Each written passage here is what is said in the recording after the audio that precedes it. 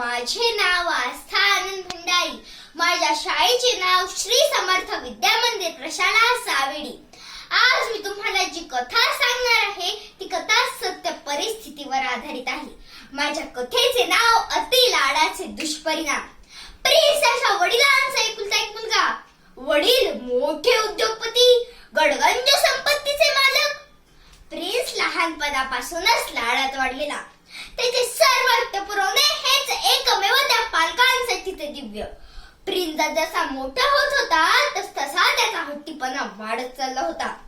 प्रिन्सला कधीही कोणत्या गोष्टीला विरोध माहिती नव्हता आणि तो अभ्यासात देखील हुशार होता. बरं, नेहमीच वर्गात पहिल्या नंबरला यायचा. पण हे शाळेपुरतेच मर्यादित. जसा तो शिक्षणासाठी दुसऱ्या शहरात शिकायला गेला तसे त्याला शिंगा फुटले. काही मित्रांमुळे आता त्याच्यासाठी वडिलांनी BMW ची टू व्हीलर घेतली. का तर त्याला कॉलेजला जायला गैरसोय व्हायला नको. मात्र या गोष्टीचा त्याने फायदा नव्हे गैरफायदा देखील करून घेतला. मित्रांच्या संगतीनेच म्हणतात ना, सुसंगती सदा घडो, सुजन वाक्य कानी पडो, कलंक मातीचा जडो, विषय सर्वथा नावडो. आता वेळ हातातून निघून गेली होती. तो दर रविवारी विविध प्रकारच्या पार्ट्यांमध्ये सहभागी होत आणि संगतीचाच परिणाम म्हणा तो खूप उद्धट आणि हेकेखोर देखील झाला होता. जसा तो मोठा होत गेला तसा तो मोठा फोर व्हीलर गाडीसाठी हट्ट करू लागला आणि आता तो सुट्टीसाठी घरी आलेला होता. नेहमीप्रमाणेच वडिलांनी त्याला गाडी शिकवण्याचे ठरवले. वयात बसत नसून सुद्धा तो गाडी शिकला. आई वडील घरी नसताना घरची गाडी घेऊन तो लॉंग ड्राईव्ह साठी गेला होता. गाडीचा वेग त्याचे 120 किलोमीटर.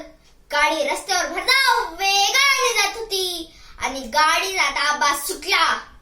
त्याने 2 लहानग्या मुलांना आपल्या गाडीच्या चाकाखाली कंची रडले. त्या मुलांची किंचाळी आणि गाडीचा ब्रेक या आवाजाने वातावरण एकदम दणाणून सोडले. पण एका नामवंत उद्योगपतीचा मुलगा तो, त्याला कोण हात लावणार? त्या मुलांना चिडून तो भरधाव वेगाने आपल्या घरी निघून गेला. वडिलांचा लाडका असल्यामुळे या अपराधातून वडिलांनी त्याला बाहेर काढण्याचे ठरवले.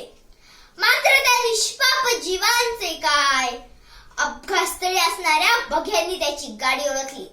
त्याच्यावर पोलीस केस देखील झाली. मात्र राजा सुखीरंक न्यायदेवतेसमोर सर्वांना न्याय सारखाच. प्रिन्स त्याच्या अपराधातून वाचू शकला नाही. आपल्या न्यायदेवतेने त्याला कठोर शिक्षा ठोठावली. म्हणतात ना, मिठाशिवाय चव नाही खाल्लेल्या अन्नाला. मिठाशिवाय चव नाही खाल्लेल्या अन्नाला आणि संस्काराशिवाय किंमत नाही बापाच्या लेकाला. आणि संस्काराशिवाय किंमत नाही बापाच्या लेकाला. अति लाड आणि वाईट संगत प्रिन्सला इथपर्यंत घेऊन गेली.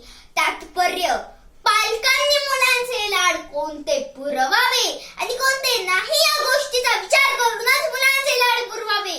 मुलांच्या चुकीच्या वागण्याची योग्य वेळ दखल घेतली तर मुले वाईट मार्गाला लागत नाही हा विचार आज करणे गरजेचे आहे. धन्यवाद.